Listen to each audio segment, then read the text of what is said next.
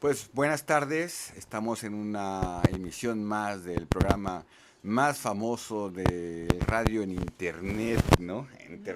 Bueno, el internet son muchas cosas. El internet son datos, el internet son imágenes, el internet va a dar como cualquier onda cósmica, cualquier lugar del mundo o del universo, no sabemos. Y nunca sabemos quién nos ve y nunca sabemos si nos ven, pero sabemos que por ahí hay alguien, siempre hay alguien que nos escucha. Y en este lavadero del jazz, cuando todo mundo quiere saber qué ocurre en la escena, estamos aquí siempre para contar historias que a veces creemos que no tienen que ver con el jazz, pero sí. Porque en México lo que ocurre es muy interesante, ¿no? La idea del surrealismo vivo, la idea de que el jazz es paralelo al mismo tiempo en la historia del jazz norteamericano, pues nos da para hablar de muchísimos temas y entre esos el día de hoy tenemos una invitada que se llama Fernanda Villalbazo.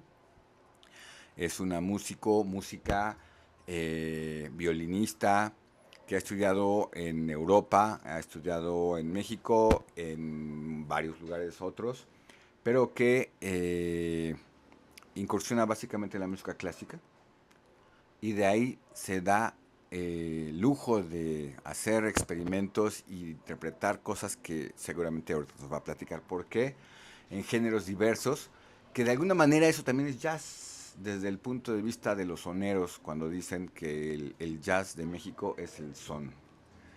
Eh, pues bueno, pues bienvenida Fernanda, que bueno que... Hola, pues muchas gracias por la invitación. De verdad, espacios como este son muy importantes para visibilizar el arte y para dialogar desde lo humano, ¿no? Desde el gusto por la música, desde quiénes somos y cómo nos definimos, planteando este tema del que estás hablando.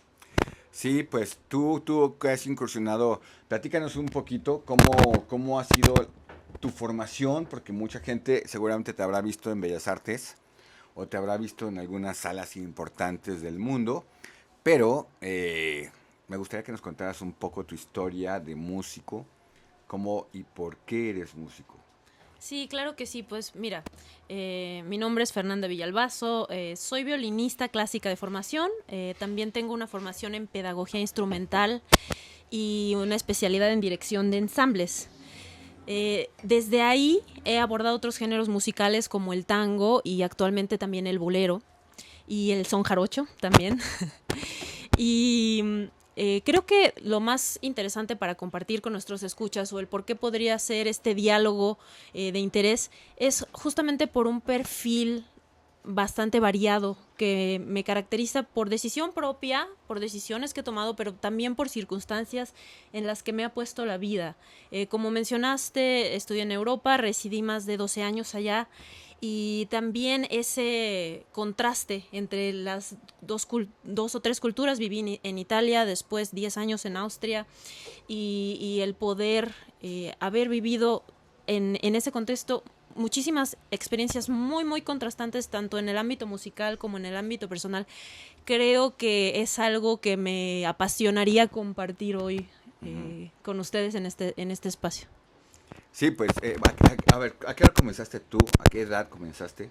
¿A qué hora, ¿A qué hora? señor? ¿A qué hora? ¿Cómo se llama? Exactamente, voy a asegurar. ¿A qué edad comenzaste a estudiar música? Porque te voy a preguntar eso, porque yo estudié música. Mi hermana, aunque no lo creas, también estudió música. Aunque no lo crea, así como la Así ves, como la ves, Ahí también donde también usted lo estudió ve. música, ¿no? Sara también, así como la ves, también. Pero no somos músicos.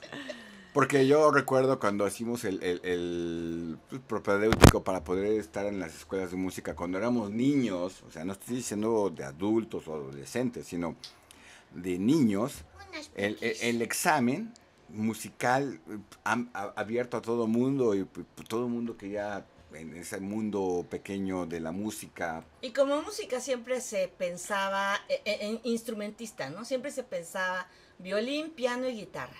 De ahí y ya no había más instrumentos, ¿no? O eran menospreciados, eran la misma escuela, ¿no? Sí, pero por eso mismo, o sea, ya no había más instrumentos.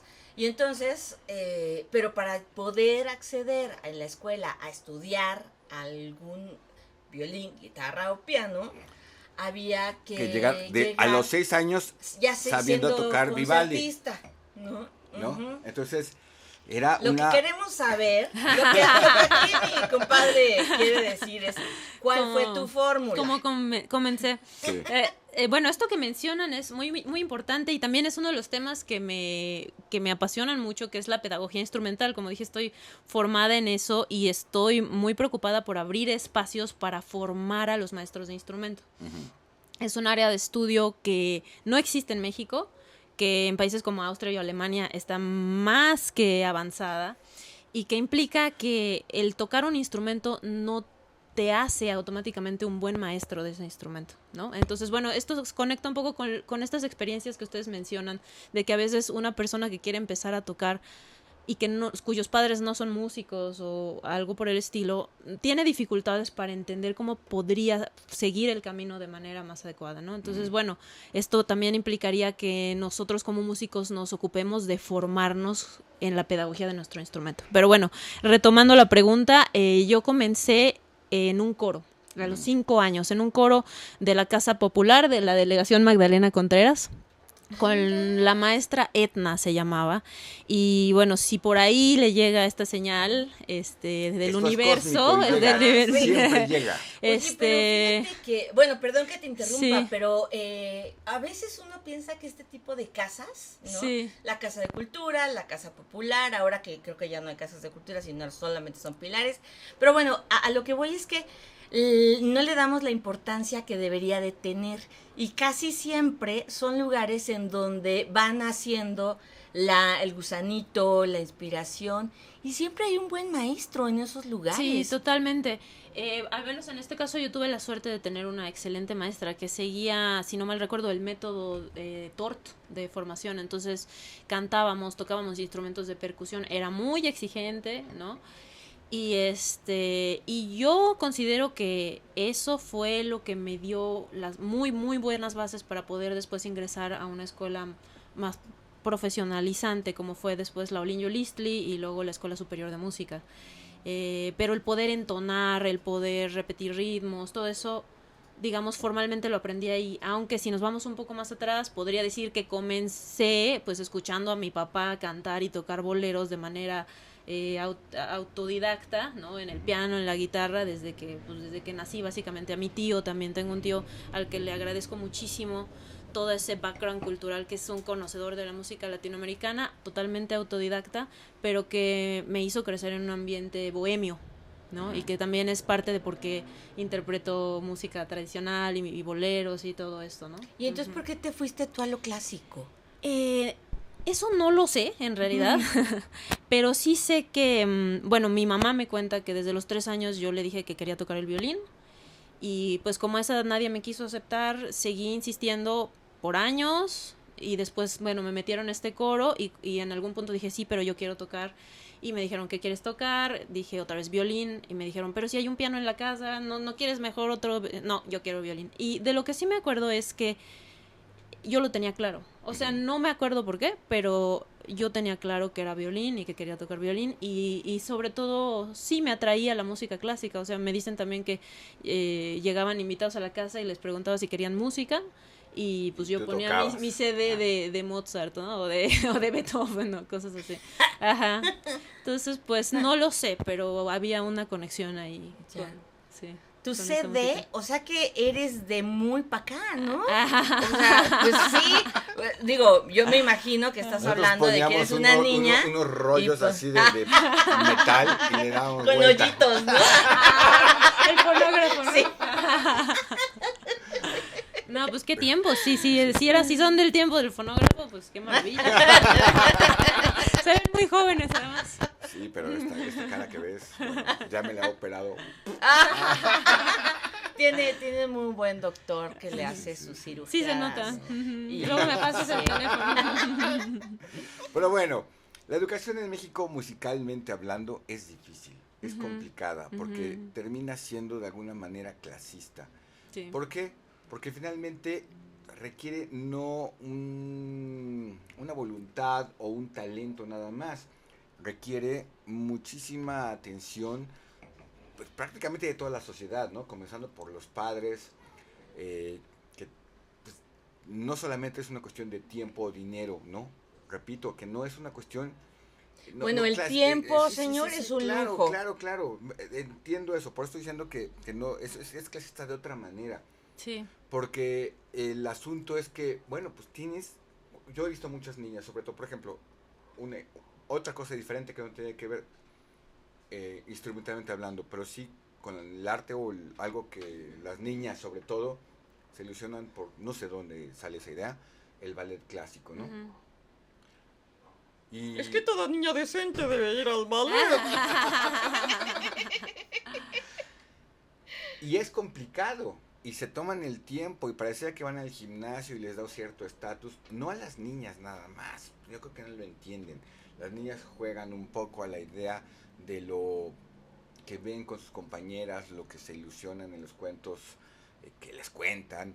Y los papás, sobre todo las mamás, suponen que les da esa cuestión como de mi hija va al ballet, ¿no? Así como Es el estatus. y no saben más allá de todo, muchas veces, el daño que le están haciendo a sus hijas en cuestiones físicas, ¿no? En un maltrato físico al cuerpo, porque no todas tienen la capacidad para poder ser bailarinas. Pero es un negocio. Y ahí están todas las escuelas y todos los negocios alrededor del ballet clásico. Y está comprobadísimo que el 90% no sirven, lo siento, no sirven porque no son aptas, porque no son buenas escuelas, porque no hay una buena academia. Es una cuestión de dinero. Pero bueno, existe y hay todo un negocio ahí.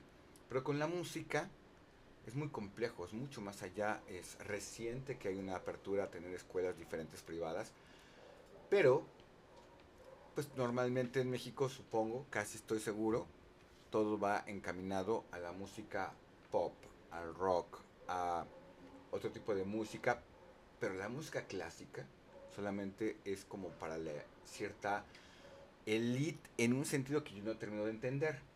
Porque, te digo, a los 6 años ya vienes que va a tocar una de Vivaldi para ver el examen, ¿no? Ujú. Y dices, bueno, ¿quién tiene la capacidad a nivel social de que camadas de gente llegue con esa posibilidad de conocimiento para competir contra otros y descartar un montón? Porque al final es más difícil entrar a una escuela de música institucionalmente hablando que a la UNAM o que a una Sí. universidad. Esto pues tiene que ver también con con una cuestión de presupuesto. Yo soy profesora en una escuela, en la Escuela Superior de Música, y estoy presente en esos exámenes de admisión y me doy cuenta, aparte porque escribí una tesis comparando el sistema musical de escuelas musicales en Austria y el sistema de escuelas musicales en México. Tiene que ver con una cuestión de presupuesto y también con una cuestión de conocimiento de cómo es el entrenamiento de un músico. Y también con poca capacidad de las personas y de los gobiernos en general para entender la diferencia entre una formación profesionalizante y una formación culturalizante. Entonces, lo que pasa en Austria, por ejemplo, es que hay muchísimas escuelas de música y de arte que tienen una función social culturalizante, es decir, no están creadas para que las personas que entren ahí se dediquen profesionalmente a eso, sino para que las personas hagan de la música parte de su vida. Y es muy bonito porque hay un porcentaje enorme de personas que tienen acceso a formación musical con las mejores instalaciones, con maestros capacitados, y que simplemente van a ejercer eso en sus casas en Navidad cuando cantemos villancicos, ¿no? Sí. Pero que es suficientemente valioso a nivel estado para patrocinar todo eso que implican. Por ejemplo, una de las comparaciones que me impactaron mucho, yo sabía que había diferencias importantes entre Austria y México, pero me impactó mucho más de lo que yo pensé. En ese tiempo estaba un proyecto que se llamaba Esperanza Azteca, que hablaba de llevar justo la formación musical a todos los niveles de la sociedad, y fundó muchas orquestas en todo el país en ese tiempo. Haciendo números, todo el proyecto de Esperanza Azteca en todo el país de México, que estamos hablando de un país muchísimas veces más grande y más poblado que Austria, todo el proyecto de Esperanza Azteca en todo México atendía menos de un tercio de los alumnos que atiende un solo estado que en Austria. O sea, hay más personas en uno solo de los estados, en Oberösterreich, que es la zona con más escuelas de música. Oberösterreich tenía en ese tiempo, que fue hace 4 años, más personas estudiando música en sus escuelas que todo el proyecto Esperanza Azteca. Sí, Exacto, pero es que es una cuestión, Sí. como dices, es una Entonces, ¿qué de pasa raíz. con las escuelas profesionalizantes? O porque yo estando del otro lado, o bueno, como maestra en estas escuelas, ¿qué pasa? Nosotros tenemos que cuidar los lugares porque es carísimo para el Estado pagar una formación de un alumno de esa escuela, porque mientras que en la UNAM un maestro atiende a 50, 60, 70 alumnos, en la Escuela Superior de Música un maestro atiende a un alumno.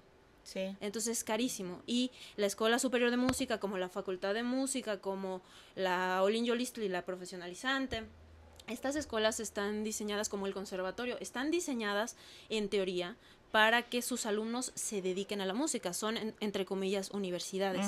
¿Qué pasa con estas universidades? Tuvieron que abrir un espacio para la sección infantil, porque si no hay gente que pueda estudiar a nivel licenciatura.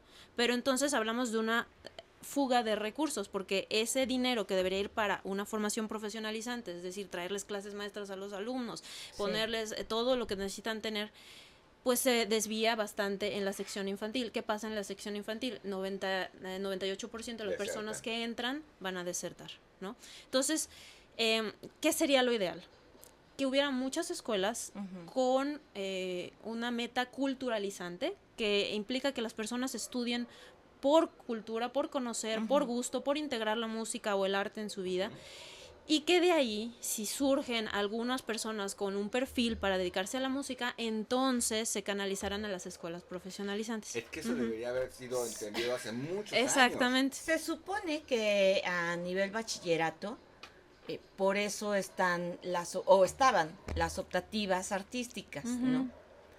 Pero también ahí estaba mal planteado, a lo mejor no mal planteado, pero en la práctica estaba mal porque tú ibas... había un proyecto. No había un proyecto.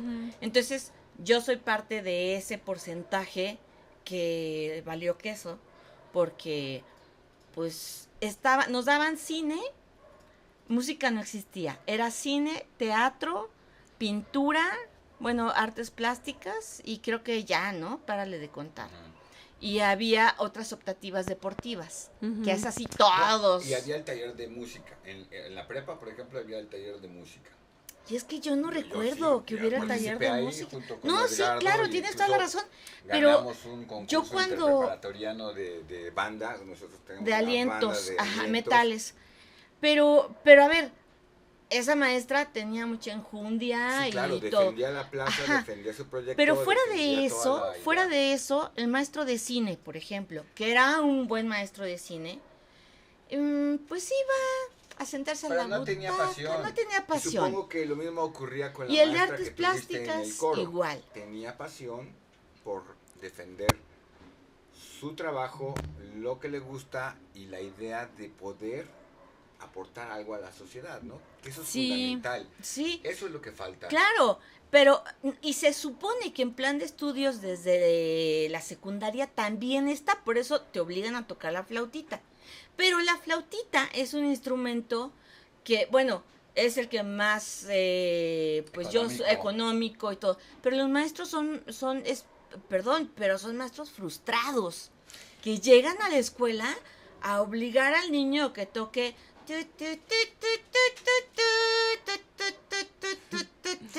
Sí, por eso hablaba de la importancia de la formación de los maestros de música, y hay varios perfiles de maestros de música, es decir, hay formación, bueno, debería haber una formación especial, que esa sí la hay en educación musical, que es justo para grupos grandes en primarias o secundarias, que tienen otro perfil, que por ejemplo un maestro que va a enseñar instrumento 1 a 1 en una escuela profesionalizante, claro, que un maestro que por ejemplo se va a dedicar a pedagogía de la música elemental, por ejemplo, como el método Orff o el método Dalcroix, Aquí existe que mezclan música y movimiento. esa vertiente en la licenciatura, así de pedagogía de la música. ¿O lo Pedagogía- van ustedes descubriendo conforme...? Pedagogía musical sí existe, y pero está enfocada a dar clases en grupos a primarias y secundarias, por ejemplo. Yo creo que faltaría, por ejemplo, mucho conocimiento sobre métodos como el método Orff. El método Orff es fantástico porque se llama pedagogía elemental musical. Y se dedica a enseñar la música a personas que no saben música. Y no me refiero solo a niños, sino a cualquier persona. Entonces, un maestro Orff puede agarrar a un músico profesional, a un niño de 3 años, a un abuelito de 80 y a cualquier persona, hacer un grupo y hacer una dinámica, empezando con palabras, empezando con aplausos, empezando con el cuerpo, hasta llegar a hacer una especie de performance musical, sin necesidad de que tengas grandes conocimientos musicales. Con todo, a veces con palabras, con entonaciones, improvisaciones. Yo tuve la suerte de estar un semestre en el Instituto Orff, que también está en Salzburgo, donde yo viví, y son geniales los maestros Orff, pero no están enfocados a que a fuerza tienes que tocar perfecto un instrumento, al contrario, Pues no te vas a volver están músico. enfocados a sensibilizar, a hacer a la las personas música ser parte de su creativas, la música y el performance y el arte, y mezclan Sí. mucho la palabra con la música, con el movimiento. En Orff se aprende mucho danza también y mezclan la danza con el movimiento. Entonces son cosas geniales que, por ejemplo, en un mundo ideal sería genial que los maestros de primaria más bien fueran maestros Orff, ¿no? Claro. Sí, con sensibilidad, simplemente. Y de hecho era lo que en teoría Vasconcelos quería cuando se metió Yamaha a querer vender sus flautitas. O sea, en vez de flautitas debería haber instrumentos Orff, que son marimbas, Claro. sonajas autóctonas, De percusiones, todo, no todo solamente eso. un instrumento. Exactamente. Y dependiendo, fíjate que yo tenía un amigo que de hecho estuvo aquí y uno de sus hijos, eso era lo que él tenía un conflicto, porque al niño le gustaba la música y el niño era feliz y tenía su instrumento, esta cosa que le soplas y... Sí, la armónica. esa cosa. Y no era la armónica. Ah, la melódica, no, perdón. Melódica, Sí, la sí, sí. melódica. Pero, pues el maestro estaba a fuerza que tenía que ser tal instrumento, ¿no? Pues creo que sí, debía ser la flautita, Y era no sé buenísimo, qué y le gustaba flautita. y entendía. Y decía, el niño pero- le empezó a agarrar la tristeza, ¿no? Así Y dejó como, el ya no instrumento. quería tocar el instrumento. Y era una cosa, o sea, no era para que se volviera instrumentista, ¿no? Porque efectivamente, como contabas al inicio, cuando tú vas a una escuela en el extranjero occidentalizado, eh, en Europa o en el norte, no todos los niños van a ir enfocarse profesionalmente a eso, pero sí todos hacen una monería, diría mi abuela, ¿no? Entonces al fin de cursos, a fin de cada semestre, es ese famoso festival en Pues el que hacen parte todos, de su vida. la claro, lo música. hacen parte. Sí, y Entonces, existen todos- estos conciertos masivos, por ejemplo, de que parecerían de rock y están todos así Sí. viendo a Barenboim dirigir una sinfonía, ¿no? Está genial. Yo fui a Berlín a uno de esos conciertos y pues son todos estos niños que recibieron educación musical y que ahora son médicos, son ingenieros, Sí, son lo que sea. Es Y- parte de la Son consumidores de vida. Y son consumidores de música y Que gua- y que no son guardan- música clásica. No, pero guardan su tradición Exacto. y guardan esta relación estrecha con la música, no como algo ajeno, Sí. y que además la calidad, o sea, la posibilidad de decir esto tiene calidad, esto no tiene calidad. Y voy a una crítica que siempre hago, pero nunca la hago pública, que al final es ¿por qué en México la música es de tan mala calidad? Justo por esto.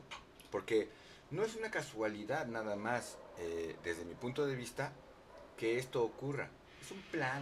Es un plan de estudios hecho pedazos, porque iba en algún momento en los años 60 y 70 con esta intención, y en los años 80 se destruyó justo para destruir un montón de cosas que se llaman identidad, que se llaman cultura, que se llama educación y que se llama sociedad. Ujú. Esta cuestión de la música, la musicalidad, entendida como algo que nos da además otro lenguaje, Sí. una forma de entender el mundo, fue a propósito, fue hablando, sí, es que es presupuesto, pero ¿y por qué no hay presupuesto? Sí, sí, ¿no? eso es importante. Yo creo que es muy importante hacer conciencia de justo qué valor tiene la música en una sociedad, así como lo tiene un médico, como lo tiene un empresario. ¿Qué papel juega un músico? Y eso empieza desde que nosotros observemos qué sucede, pero también que los músicos nos replanteemos si realmente nuestro papel es estar en un escenario y que nos aplaudan, o cuál es realmente la función, ¿no? Pero fíjate que hace rato dijiste una palabra clave, ¿no? Eh, el consumidor. O sea, formar consumidores, formar públicos.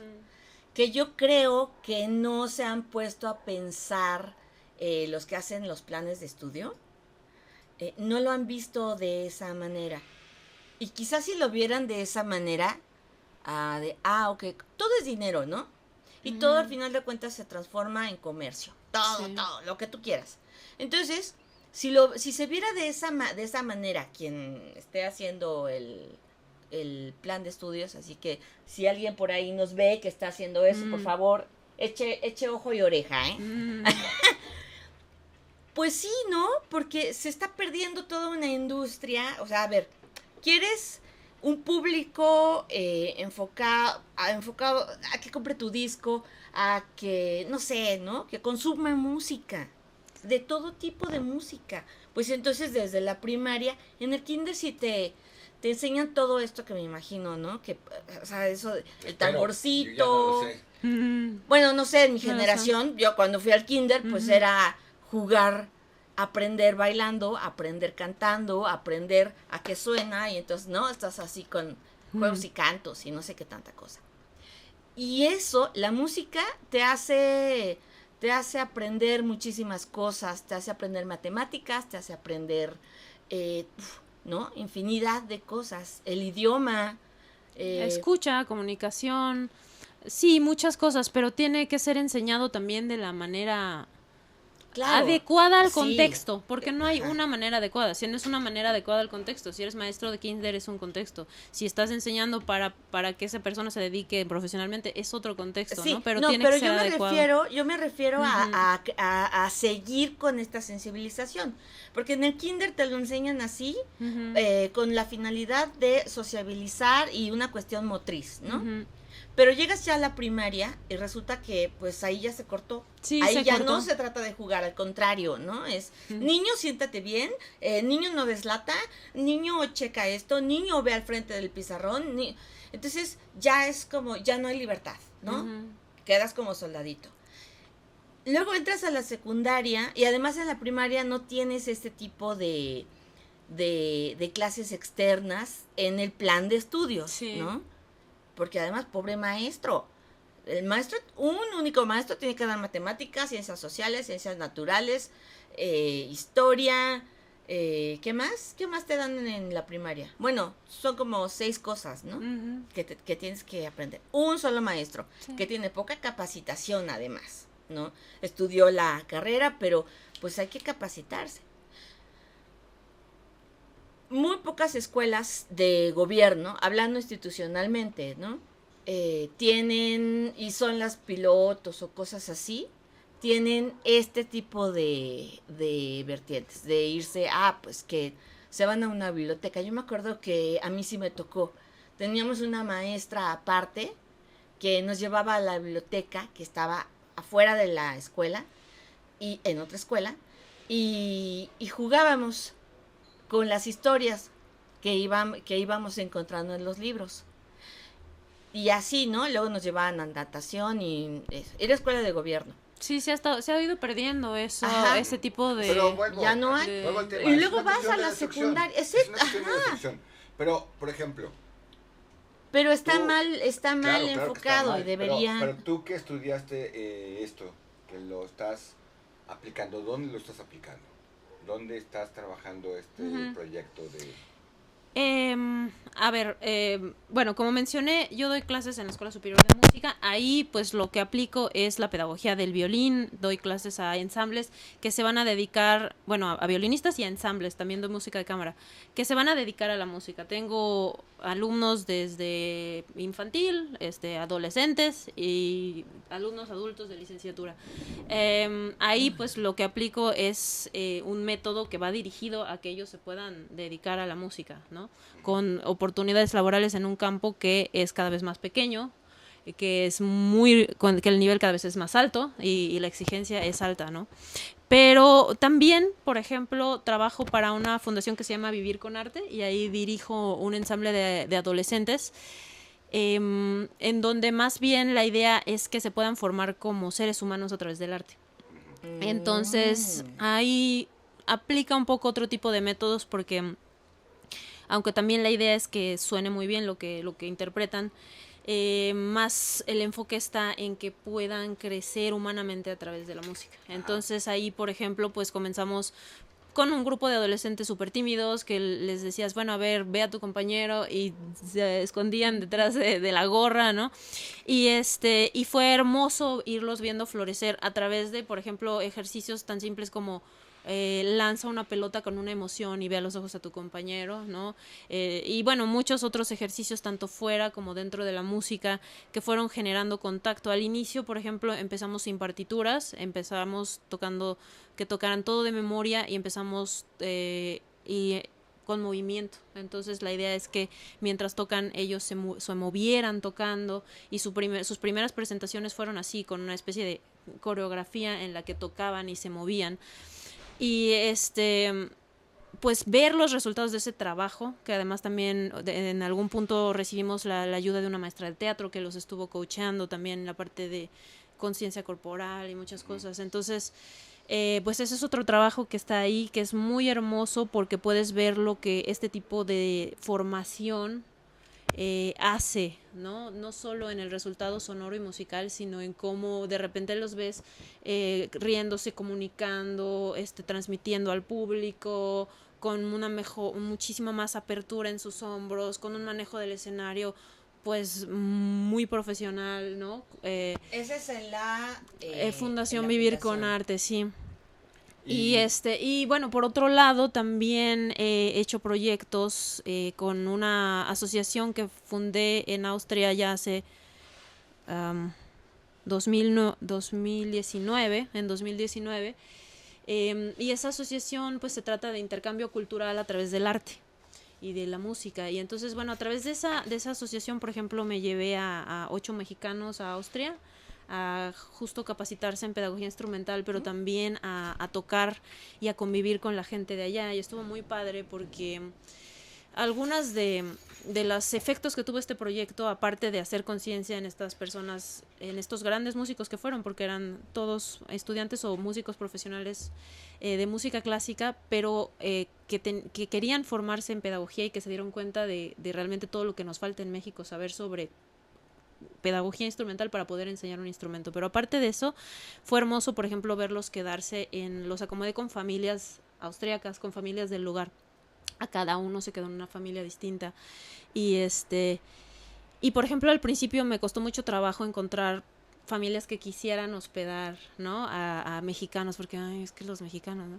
Y Pues los mexicanos con un cliché. Ajá, exactamente. Y entonces, una de las que hospedó a alguien era una maestra de español súper abierta, súper linda, Claudia se llama. Y ella llevó a este violinista a su escuela, donde daba clases en una secundaria español. Y el violinista, pues le preguntaron cosas y todo. Y después le dijeron, maestra, ¿cuándo es el próximo intercambio? Yo quiero hospedar a alguien, ¿no? O sea, muchos chavos querían hospedar, ¿no? También otra de las familias que hospedó tenían niños y muchos de esos niños vinieron a los conciertos y una de esas niñas odiaba la música clásica, no quería, se le parecía aburrida, solo estaba como mucho más en el teléfono, en los videojuegos, y como conoció a esta chica que se hospedó con ellas y la veía practicar y luego fue a los conciertos, le fue llamando dijo, se quedó así súper atenta, súper callada en los conciertos, y era un concierto así formal, súper seco, entre comillas, de música clásica, pero ella lo disfrutó. lo disfrutó y después le dijo a su mamá que quería aprender violín y que quería aprender piano y entonces bueno, ver esos cambios, esas transformaciones a través de estos proyectos de intercambio cultural fue muy padre. Luego trajimos gente de Austria aquí también, fue muy interesante ver lo que los chicos de Austria que vinieron veían de nuestra cultura. Por ejemplo, decían pues que veían muchos colores, que la Ciudad de México era muy verde, que no se le imaginaban así, ¿no? Vinieron en época de Día de Muertos, ¿no? Y entonces vieron todas estas manifestaciones increíbles.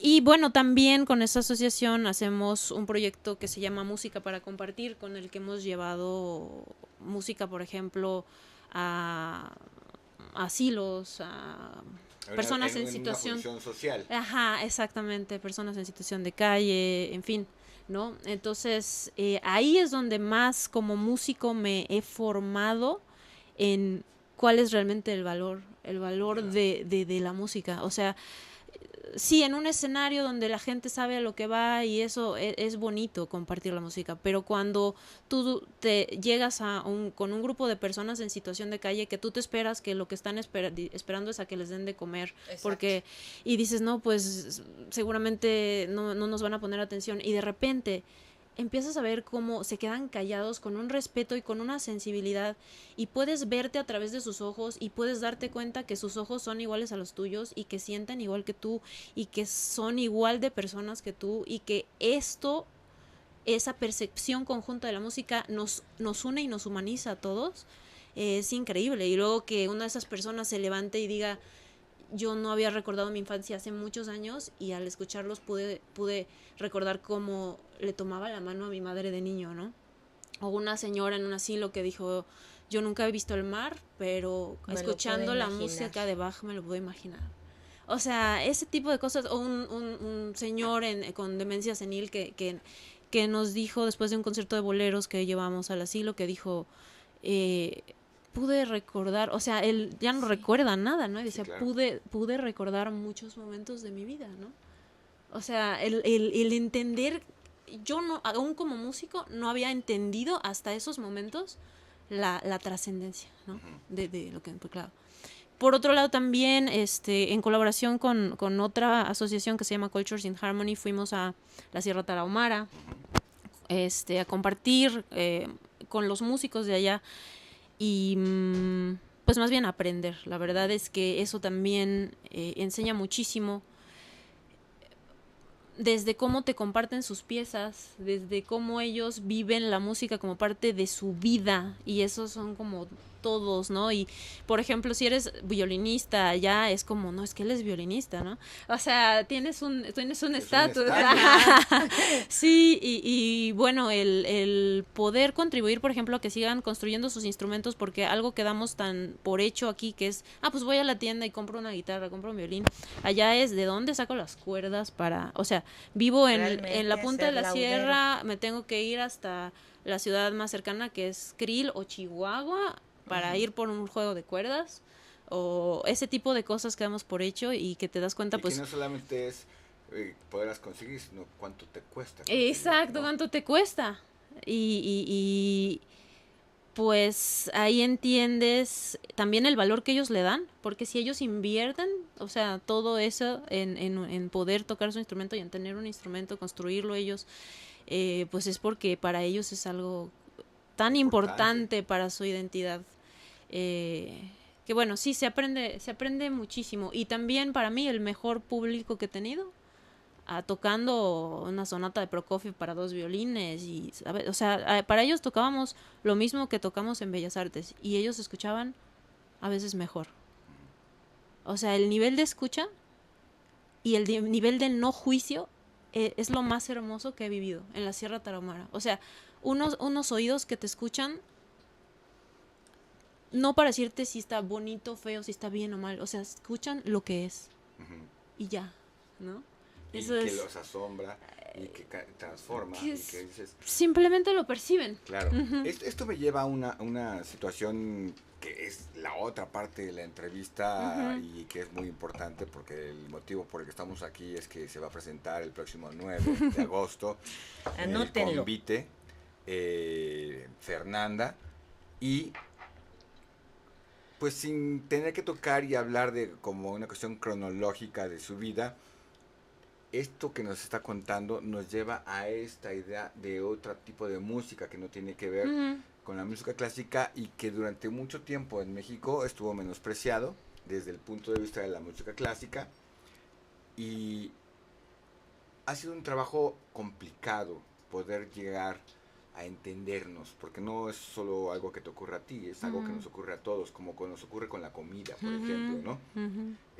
Ayer hablábamos acerca de esta idea de, no es mía, es una cuestión que está en el aire acerca de cómo es posible, para los que se lo preguntan, que la comida de México, mexicana, esté de moda hoy por primera vez en toda la historia, desde el estrato más alto hasta el más bajo.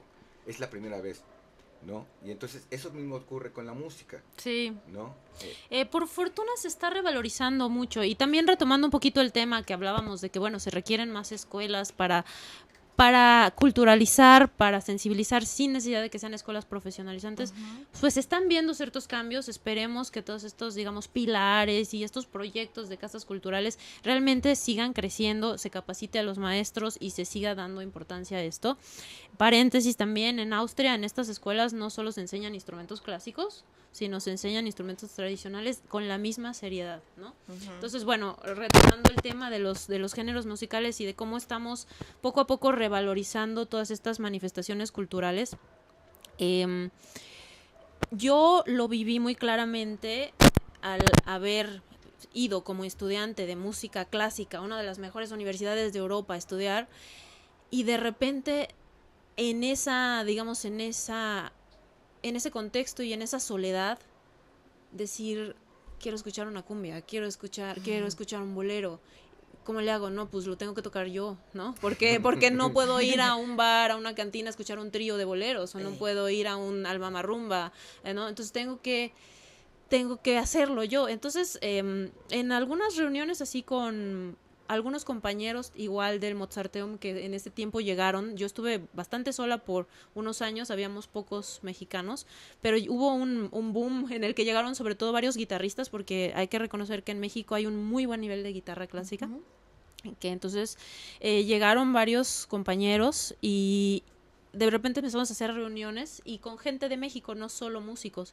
Entonces, no, pues tráete la guitarra, tráete el violín. Empezamos a tocar pues lo que aquí escuchamos y que a veces no ponemos tanta atención. Como me comenté, yo sí crecí en un contexto donde viví en la bohemia en mi familia, pero digamos que no había entendido su valor hasta que no lo tuve tan a la mano. Y fue así como que, no, pues yo me sé esta, yo me sé aquella. Y de repente la misma comunidad nos empezó a decir, oigan, ¿por qué no hacen un concierto con su grupo de música mexicana? Y nosotros, ¿cuál grupo? Pues con el en el que toca.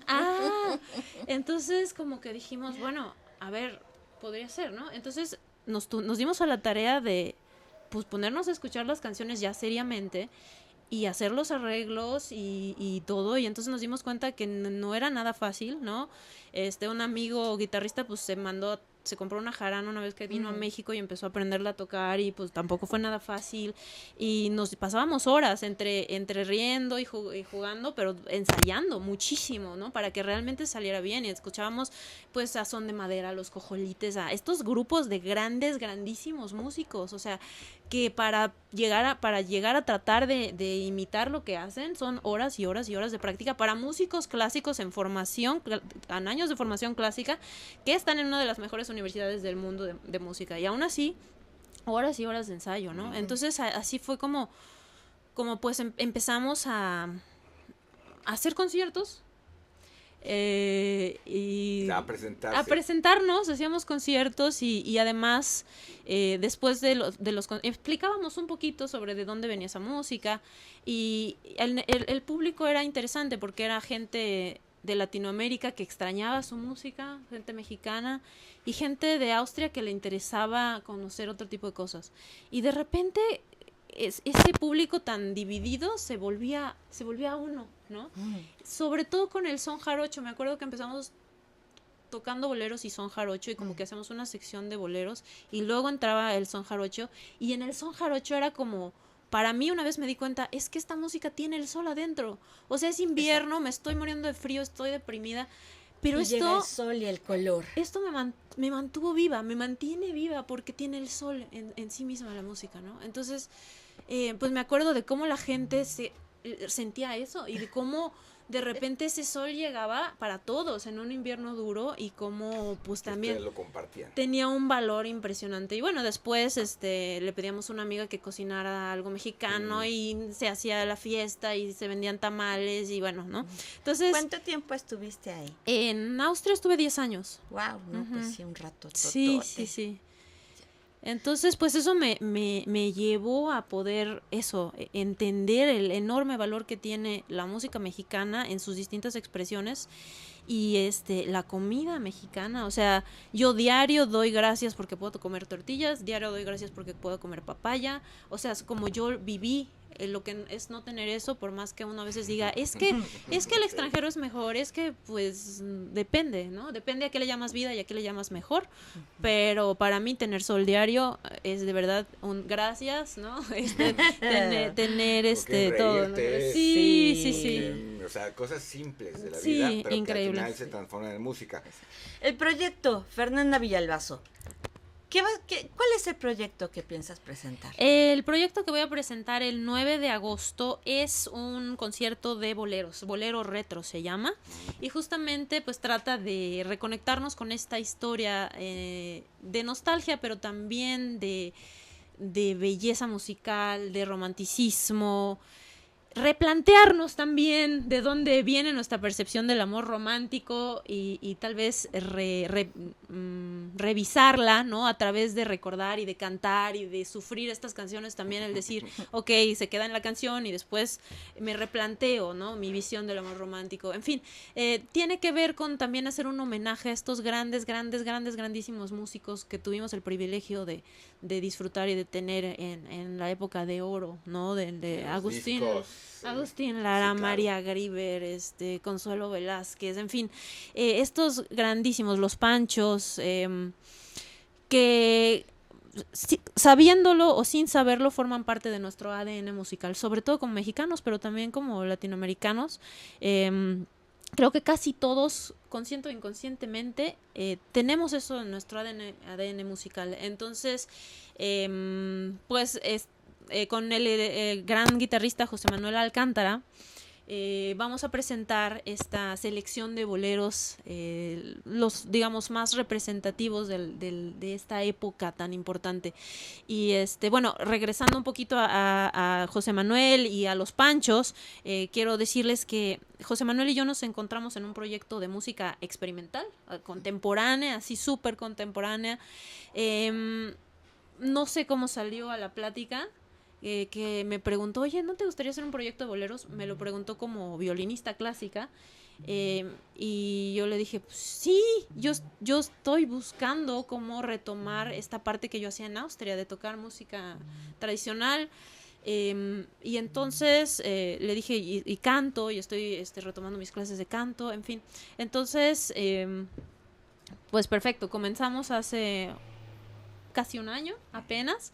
José Manuel quería hacer este proyecto de boleros porque yo no sabía, pero él comenzó tocando el requinto como discípulo del Güero Gil, de uno de los Panchos. O sea, oye, sí, increíble. Entonces, pues para mí un privilegio, porque sí, no obstante, yo he escuchado el bolero en muchas formas, ya en un trabajo serio con él, que vivió toda esa parte, que fue a las tertulias de estos grandes tríos, que si vienen al concierto les va a platicar un poco de cómo vivió todo eso. Pues ha sido maravilloso poder realmente profundizar tanto en este género. Y también hablando de géneros musicales, para mí no hay diferencia entre cómo abordo una pieza de Mozart, una pieza de Shostakovich o un bolero de Agustín Lara. O sea, en cuanto a cómo ensayamos, José Manuel y yo, en cuanto a el rigor y la seriedad. La disciplina es la misma. Es exactamente la misma. Y para mí, obviamente, hay diferencias en el estilo, como lo hay entre si toco una pieza de Bach o una pieza de Shostakovich. Obviamente voy a tomar en cuenta el estilo, pero la escucha, la atención a la calidad del sonido, la atención al detalle, a la articulación, a la dinámica, es exactamente la misma. Para mí es lo mismo. Y creo que eso puede hacer la diferencia si vienen al concierto, es pues que escuchen toda esta historia, que escuchen todas estas historias y que escuchen nuestra interpretación de los boleros, no desde la interpretación clásica, sino desde la interpretación en el estilo, intentando retomar el estilo tradicional de esos boleros con todo el respeto que eso merece. Sí, no, es que eso que dices es muy importante porque vuelvo a lo que decía, ¿no? En algún momento la idea construida de la destrucción, o sea, es absurdo, pero hay una construcción de la destrucción de la musicalidad en México a nivel educativo, a nivel identidad, a nivel cultural, el que alguien, hay una caricatura ahí de Albert Mont o algo así que dicen, alguien en este momento está pensando cómo destruir lo que nos comimos y nos bebimos, ¿no? Y sí, ¿no? O sea, al final en una situación de un sistema económico implantado que nos coloca en desventaja por los tiempos, por la situación histórica, por la situación sometida de alguna manera ante otras formas de pensar económicamente y cultural, y que estamos juntito, transforma todo esto. Este tipo de cosas que tú propones para el mejoramiento de la música, pedagógicamente hablando, la introducción de nuevas formas de educar en México musicalmente, de ir, educarte, de entenderlo, porque eso es un punto fundamental. Hay mucha gente que se va y no entiende esto, no se transforma, es más, se mimetiza, los perdemos, ¿no? Supongo que has de ver con un montón de gente que les pasó esto. Es una fortuna poder tener aquí a Fernanda, no solamente platicándonos, sino poder verla en vivo, escuchar todo esto. Ha sido también una fortuna habernos conocido, que nos conocimos en una situación muy semejante en esta idea de la identidad, ¿no? Cuando fuimos pues por dos lados diferentes a Las Vegas, a los Latin Grammys, a una nominación para un gran músico mexicano que se llama Héctor Infanzón, con dos piezas clásicas además, y que realmente pues ahí se veía el absoluto respeto al trabajo de alguien que está haciendo algo como lo que comenzamos a hacer de alguna manera. No, el maestro es el maestro, bueno, pues, y ha hecho un trabajo enorme, pero qué bueno que se entiende y se aplica, porque bueno, hay quien lo entiende y no lo aplica, ¿no? Y comienza a hacer algo para hacer una transformación a nivel de educación musical, afortunado, porque para nosotros en el Convite siempre ha sido muy importante la idea de que la buena música no esté peleado entre géneros en absoluto, ¿no? La música clásica tiene su lugar, es muy importante, es formativa y es cultural y de muchísimo tiempo de tradición, pero toda esta música también que nos hace, justo como dices, en el ADN de nuestra genética, pues no podemos hacerla a un lado, ¿no? Y tiene que llegar a esto de vuelta, ¿no? Qué bueno que has hecho ese trabajo, que tienes esta posibilidad de ayudar a otros músicos, buenos músicos, profesores, a que entiendan esto y lo transmitan, porque pues es fundamental, ¿no? Sobre todo ahora, ¿no? Digo, y me da gusto también ver pues que mis alumnos puedan ver que su maestra no solamente está en los escenarios clásicos, sino que también está abordando con el mismo respeto otros géneros de aquí de México, ¿no? Claro. Acabas de hacer una gira por Europa, cuéntanos un poquito. Sí, bueno, tuve la fortuna de ser invitada por la Filarmónica de Cámara de Cataluña para ir a tocar con ellos. Tocamos en el Palau de la Música, que es uno de los escenarios más importantes del mundo. Es hermosísimo, la decoración, la arquitectura es maravillosa. Tocamos el Requiem de Verdi, también tocamos en la Seu de Manresa, que es una de las catedrales más importantes de Cataluña. Ahí pude tocar de solista el concierto doble de Bach para violín y oboe con ellos.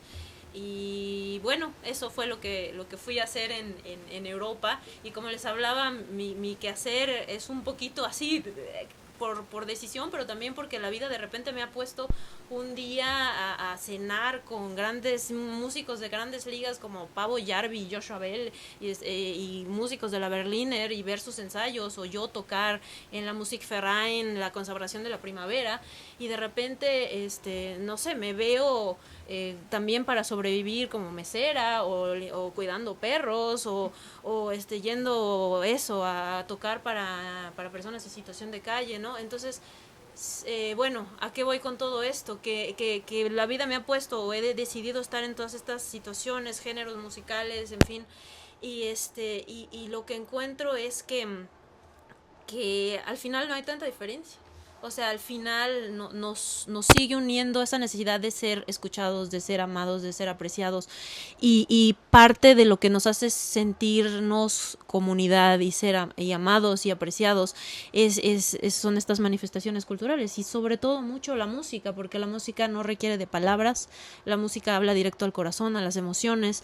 Y como les decía, yo lo viví en conciertos donde la mitad del público era austriaco y la mitad del público era mexicano. Y todos estaban bailando, gritando, cantando, o sea, sintiendo de la misma manera, ¿no? Y eso, pues, esa comunicación sin palabras, cuando la música está hecha con el corazón, con la disciplina, con el cuidado, con esa intención de comunicar y de dar algo, creo que se debe seguir apoyando, valorando, y bueno, eso implica como consumidores, hablando del dinero, de los consumos, pues que sí, escuchemos de todo, pero nos preguntamos realmente hacia dónde estamos dirigiendo nuestra energía y en qué queremos poner en nuestra mente y en qué nos queremos convertir, qué queremos sentir, qué vibraciones queremos sentir y hacer parte de nuestra vida, ¿no?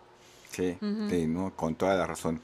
Pues bueno, ya escuchamos a Fernanda Villalbazo, tenemos la oportunidad de escucharla de muy cerquita, porque ya los que conocen el convite y los que no lo conocen en su lugar muy pequeño, yo haría reservación desde ahorita al 55 5601 40 52. Ya. Nos vemos el 9 de agosto y para quienes quieran conocerme un poco más o enterarse de otras presentaciones, pueden encontrarme en Instagram como Fernanda Villalbazo con V, violinista, o ¿en dónde más? El proyecto de boleros lo encuentran como bolero-retro. ¿Y tienes Instagram, tienes Facebook, tienes Instagram y Facebook? Sí. Y bueno, pues también aquí los esperamos. Pueden ver esto por YouTube, por Facebook, por Instagram, la página del convite, www.elconvite.com.mx. Y pues el tiempo es implacable y llegamos prácticamente al final de este programa de Lavadero del Jazz. Como verán, esto también es jazz. Sara Rangel en los controles. Gracias, Sara. Aguilar, de mi co-conductora. Fernanda, muchísimas gracias. Gracias Fernanda a Villalbazo. ustedes, gracias al convite, gracias por estos espacios tan valiosos para todos nosotros. Yo soy Alberto Aguilar y nos vemos en el próximo episodio de este famosísimo programa. Chao.